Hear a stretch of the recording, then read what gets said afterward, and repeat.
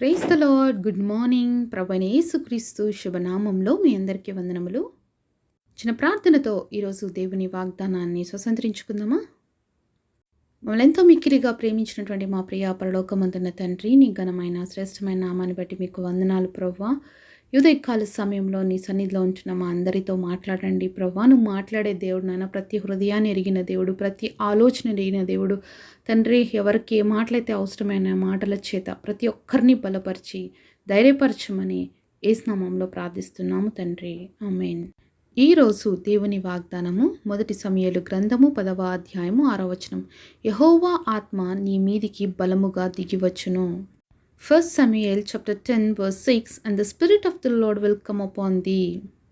దేవుడిచ్చినటువంటి అద్భుతమైన వాగ్దానం మనందరి జీవితంలో నెరవేర్చబడును గాక, ఆమేన్.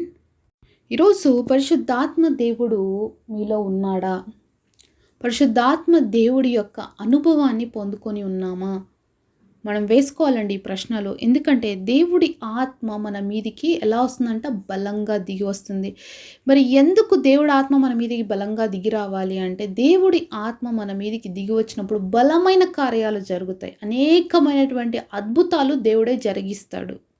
పాత నిబంధన కాలంలో మనం చూసినట్లయితే దేవుని ఆత్మ బలంగా దిగి వచ్చినప్పుడు అనేక మంది హృదయాలు మార్చబడ్డాయి.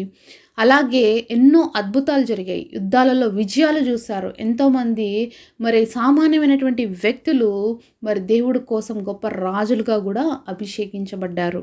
సరే, మన మొదటి సమూయేలు గ్రంథము 10వ అధ్యాయము 9వ వచనం చూద్దాం. అతడు సమూయేలు నొద్ద నుండి వెళ్ళిపోటకై తిరగగా దేవుడు అతనికి కొత్త మనసు అనుగ్రహించెను. ఆ దినమునే ఆ సూచనలు కనబడెను. వారు ఆ కొండ దగ్గరకు వచ్చినప్పుడు ప్రవక్తల సమూహం అతనికి ఎదురుపడగా దేవుని ఆత్మ బలముగా అతని మీదకి దిగివచ్చెను. అతడు వారి మధ్యను ఉండి ప్రకటన చేయుచుండెను. ఇక్కడ సౌలు చూస్తున్నాం. మరి ఇశ్రాయేలు ప్రజలకి మొదటిగా రాజుగా అభిషేకించబడినటువంటి వ్యక్తి. అయితే ఈ వ్యక్తిని దేవుడు రాజుగా కోరుకున్నప్పుడు ఎలా వచ్చాడు ఇతని సమూయేలు దగ్గరికి అంటే, అతని యొక్క గాడిదలు పోగొట్టుకుపోయినాయి. దాన్ని వెతుక్కుంటూ ప్రవక్త అయిన సమూయేలు దగ్గరికి వస్తారు. అప్పుడు దేవుడు చెప్తాడు, ఇతడే నేను కోరుకున్న వ్యక్తి కాబట్టి తను అభిషేకించు అన్నప్పుడు మరి ఆ రాత్రి అంతా కూడా సమూయేలు మరి సౌలుతో మాట్లాడినప్పుడు మనం చదివినటువంటి 9వ వచనంలో దేవుడు అతనికి క్రొత్త మనసుని అనుగ్రహించాడు. అంతేకాకుండా అతను సమూయేలుతో మాట్లాడి తర్వాత కొండ దిగి వెళ్తున్నప్పుడు దేవుని ఆత్మ అతని మీదికి బలంగా వచ్చినప్పుడు అతడు కూడా ప్రవక్తలలో ఉన్నవాడిలాగా మరి దేవుడి మాటల్ని ప్రకటన చేస్తున్నాడు అని చూస్తూ ఉన్నాము. మరి దేవుడి ఆత్మ మన మీదికి బలంగా దిగి వచ్చినప్పుడు జరిగేటువంటి అద్భుతమైన మార్పు మొదటిగా ఏంటంటే, సౌలుకి ఇక్కడ దేవుడు క్రొత్త మనసు అనుగ్రహించాడు. అలాగే మన జీవితంలో కూడా క్రొత్త మనసు అనేది మనకి అనుగ్రహించబడాలి. అప్పుడే దేవుడి ఆత్మ మన మీదికి దిగి వచ్చింది అని అర్థమవుతుంది. మరి క్రొత్త మనసు అంటే ఏంటి? పాత మనసు అంటే ఏంటి అంటే, మన పాత స్వభావము, మన నవీన స్వభావము. మనము దేవుణ్ణి తెలుసుకోలేనప్పుడు, దేవుణ్ణి ఎరగనప్పుడు మన స్థితి ఏంటి? దేవుణ్ణి తెలుసుకున్న తర్వాత, ఆయన్ని రక్షకుడిగా అంగీకరించిన తర్వాత మన జీవితం ఏ విధంగా ఉంది, మన బ్రతుకు ఏ విధంగా ఉంది అనేదే మనకి నవీన స్వభావంగా సూచనకు తెలియజేస్తుంది అనమాట. ఎందుకంటే సౌలు ఒకప్పుడు గాడిదలు కాసేటువంటి వ్యక్తిగా ఉండొచ్చు, లేకపోతే ఆ కుటుంబంలో ఉన్నటువంటి వ్యక్తిగా ఉన్నాడు. కానీ ఇప్పుడు దేవుడు కొత్త మనసు ఇచ్చిన తర్వాత, అభిషేకించబడిన తర్వాత మొదటిగా ప్రవక్తల్లో సౌలు కూడా ఉన్నాడా అనే సూచన అక్కడ చూస్తున్నాము. అంతేకాకుండా దేవుడు ఇశ్రాయేలు మీద రాజుగా అతన్ని నియమించాడు. అంటే దేవుడు ఒక వ్యక్తిని అభిషేకించినప్పుడు అతడు ఒక నూతన హృదయాన్ని పొందుకుంటాడు. అంతేకాకుండా బలమైన దేవుని కార్యాలు ఆ వ్యక్తి జీవితంలో చూస్తున్నాం. ఒక గొప్ప అద్భుతాన్ని చూస్తున్నాం. సౌలు ఒక సాధారణమైన వ్యక్తి, బెన్యామీను గోత్రంలో ఉన్నటువంటి వ్యక్తి.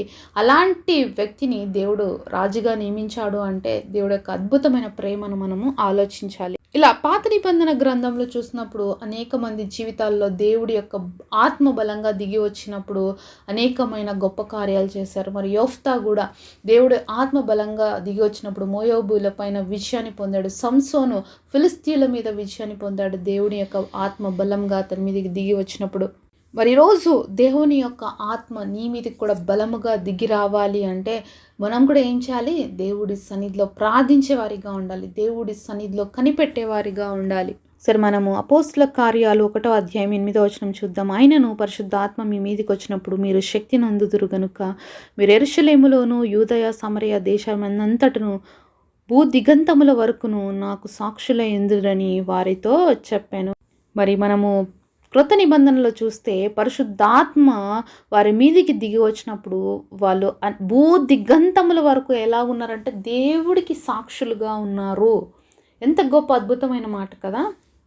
మరి ఎలాగ సాక్షులుగా ఉన్నారు అంటే నిజంగా దేవుడు యేసుప్రభు వాళ్ళతో ఉన్నప్పుడు మరి వాళ్ళు యేసయ్యని సిలువ వేసినప్పుడు భయపడి అందరూ పారిపోయినారండి. మేము ఎక్కడ చంపబడతామో, మమ్మల్ని కూడా ఎలా పట్టుకుంటారేమో అని భయపడి పారిపోయినారు. కానీ యేసయ్య పునరుద్ధానమైన తర్వాత పరిశుద్ధాత్మ దేవుడు వారికి అనుగ్రహించిన తర్వాత వాళ్ళు ఇప్పుడు ఎలాగైనారంటే దేవుడికి భూ దిగంతముల వరకు సాక్షులుగా మార్చబడ్డారు. యేసు ప్రభు యొక్క 12 మంది శిష్యులు కూడా, అంటే మరి 11 మందిని మనం చూసినట్లయితే అందరూ కూడా హతసాక్షులుగా మరణించారు దేవుడి కోసం. యూదా అయితే ఉరి పెట్టుకొని చచ్చిపోయినాడు, తెలిసిన విషయమే కదా. కానీ 11 మంది జీవితాలు మనం చూసినప్పుడు అందరూ కూడా హతసాక్షులు అయ్యారండి. ఎంత గొప్ప సాక్ష్యం కదా. పరిశుద్ధాత్మ కార్యం వాళ్ళ జీవితాల్లో జరిగినప్పుడు వాళ్ళు రోషం కలిగి బ్రతికారు దేవుడి కోసం. అలాగే అపోస్తుల కార్యాలు మరి 4వ అధ్యాయం 31వ వచనం చూసినట్లయితే వారు ప్రార్థన చేయగానే వారు కూడి ఉన్న చోటు కంపించను. అప్పుడు వారందరూ పరిశుద్ధాత్మతో నిండిన వారై దేవుని వాక్యమును ధైర్యముగా బోధించిరి.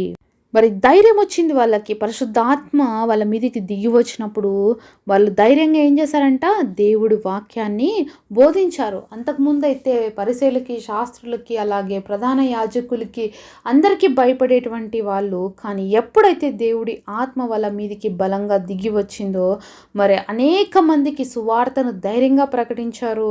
అంతేకాకుండా మరి దేవుడి విషయంలో రోషము కలిగి జీవించారు. కాబట్టి అనేకులు యేసు ప్రభుని ఆ రోజు అంగీకరించగలిగారు. అపోస్తుల కార్యాలు 17వ అధ్యాయము 6వ వచనంలో చివరి భాగాన్ని చూసినట్లయితే భూలోకమును తలక్రిందలు చేసిన వీరు ఇక్కడికి కూడా వచ్చి ఉన్నారు. ఎంత అద్భుతమైన సాక్ష్యం కదండి. మరి దేవుడి యొక్క బిడ్డల్ని చూసి, దేవుడి యొక్క శిష్యుల్ని, అలాగే దేవుణ్ణి నమ్ముకున్నటువంటి ఆ వ్యక్తుల్ని చూసి ఇతరులు అంటున్న మాట ఏంటి తెలుసా, భూలోకమును తలక్రిందలు చేసిన వాళ్ళు ఇక్కడికి కూడా వచ్చేసారు. మరి ఒక ప్రాంతంలోకి వాళ్ళు ఇప్పుడు వచ్చారు దేవుని యొక్క బిడ్డలుగా. ఆ ప్రాంతంలో మరి పౌలు శీలల్ని చూసిన వాళ్ళందరూ ఇచ్చిన సాక్ష్యం ఏంటంటే భూలోకమును తలక్రిందలు చేసినటువంటి వాళ్ళు ఇప్పుడు మరి మన స్థలంలోకి కూడా వచ్చారు, మన పట్టణంలోకి కూడా వచ్చారు అని చెప్పేసి సాక్ష్యం ఇచ్చారండి. ఏ పట్టణం వారంటే వాళ్ళు తెస్సలోనిక పట్టణం వాళ్ళు ఇస్తున్న సాక్ష్యం అనమాట. ఇక్కడికి కూడా వచ్చేసారు. ఎక్కడికి వచ్చేసారు? ఇప్పుడు తెస్సలోనికి కూడా వచ్చేసారు. భూలోకాన్నే తలక్రిందులుగా చేసినటువంటి వాళ్ళు ఇప్పుడు తెస్సలోనిక ప్రాంతంలో కూడా వచ్చేసారు అని చెప్తున్నారు. మరి ఆలోచించండి, భూమిని తలక్రిందులుగా చేయగలిగిన శక్తి ఎక్కడి నుంచి వచ్చింది వాళ్ళకి అంటే పరిశుద్ధాత్మ శక్తి. కాబట్టి పరిశుద్ధాత్మ మన మీదికి దిగి వచ్చినప్పుడు, దేవుడి ఆత్మ మనలో పనిచేస్తున్నప్పుడు మొదటిగా మనకు వచ్చేది నూతనమైన మనసు, అలాగే ఎవరు చూడనటువంటి గొప్ప కార్యాలు దేవుడు మన ద్వారా చేయిస్తాడు. అంతేకాకుండా భూలోకమంతట్లో కూడా దేవుడికి నమ్మకమైన సాక్షులుగా మనం ఉండేటట్లుగా దేవుడు చేస్తాడు. అంతేకాకుండా అన్యులైన వాళ్ళు వీళ్ళని చూస్తున్నప్పుడు ఇచ్చిన సాక్ష్యము, వాళ్ళ మాటలు కూడా మనం విన్నాం. భూలోకాన్ని తలక్రిందులు చేయగలిగినటువంటి వ్యక్తులు ఇక్కడ కూడా వచ్చారు. అలాగే ఈరోజు నువ్వు నేను కూడా అలా ఉండాలి, భూలోకంను తలక్రిందులు చేసేవారిగా ఉండాలి.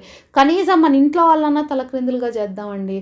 కనీసం మనం వర్క్ చేసిన వర్క్ ప్లేసెస్లో ఉండే వాళ్ళ ఎదుటన్నా మనం వాళ్ళని తలక్రిందులుగా ఉండేటట్లుగా చేద్దామండి. అంటే అలాంటి ఒక నమ్మకమైన సాక్ష్యము, దేవుడు కోసం రోషం కలిగి జీవించడము, దేవుడు కొరకు మరి ప్రతి నిమిషం పరితపించేవారిగా ఉండగలిగే జీవితాలు మనం జీవిస్తే అనేకుల జీవితాల్లో మనం ఆశీర్వాదకరంగా మార్చబడతాము. ఈరోజు యేసుప్రభు నేను నమ్ముకున్నాను చాలు అనుకోకూడదండి. నమ్ముకున్న మనము, తెలుసుకున్న మనము తెలియని వాళ్ళకు కూడా యేసయ్య గురించి ప్రకటించాలి, యేసయ్య ప్రేమను పరిచయం చేయాలి. అలా చేస్తున్నారు కాబట్టి అనేక ప్రాంత ప్రజలు యేసుప్రభుని ఆ కాలంలో నమ్ముకున్నారండి. శిష్యులు ఎంతో ప్రయాసపడ్డారు. అనేక మంది మరి సువార్త కోసం వాళ్ళ ప్రాణాలని అర్పించిన వాళ్ళు మరి దేవుని యొక్క శిష్యులు, అలాగే అనేక మంది అపోస్తులు. కాబట్టి ఈరోజు మనమైతే అంత త్యాగాలు చేయటం లేదు, కానీ మనం కనీసం నోరు విప్పి దేవుడి గురించి ఇతరులతో మాట్లాడగలిగితే నిజంగా ఎదుటి వాళ్ళు దేవుడి గురించి తెలుసుకుంటారు. మనం కూడా దేవుడి నామానికి మహిమకరంగా గొప్ప సాక్షులుగా జీవిస్తే అనేక మంది దేవుడి వైపు పరచబడతారు. కాబట్టి మనం కూడా దేవుడి కోసం నమ్మకమైన జీవితాలు జీవించడానికి దేవుడు మనందరికీ సహాయం చేయను గాక. మరి రోజు మనం కూడా దేవుని అడుగుదామా, ప్రభా నాపై కూడా నీ బలమైన ఆత్మను పంపించు, నీ కొరకు సాక్షులుగా జీవించడానికి, భూలోకాన్ని తలక్రిందులు చేసిన వారని పౌలు శిలువలో పిలువబడినట్లుగా నేను కూడా పిలువబడ్డానికి నాకు కృపనివ్వు, అలాగే సౌలుకి ఇచ్చినటువంటి క్రొత్త మనసు నాకు కూడా ఇవ్వు అని దేవుడి సన్నిధిలో ప్రార్థన చేద్దామా. పరిశుద్ధులైన తండ్రి, మీరు మాతో మాట్లాడిన ప్రతి మాట కొరకు వందనాలు అయ్యా. మా మీద కూడా ఈరోజు పరిశుద్ధాత్మను పంపించండి, బలమైన కార్యాలు జరిగించండి. ఆనాడు అపోస్తుల ద్వారా మీరు జరిగించిన కార్యాలు బట్టి స్తోత్రాలు తండ్రి. మమ్మల్ని కూడా నీ కొరకు గొప్ప సాక్షులుగా చేయండి. అలాగే సౌలుకి కొత్త మనసు ఇచ్చినట్లుగా మా జీవితాల్లో కూడా కొత్త మనసునిచ్చి మీ పరిశుద్ధాత్మతో మమ్మల్ని అందరూ నడిపించమని యేసు నామములో ప్రార్థిస్తున్నాము తండ్రి. ఆమేన్.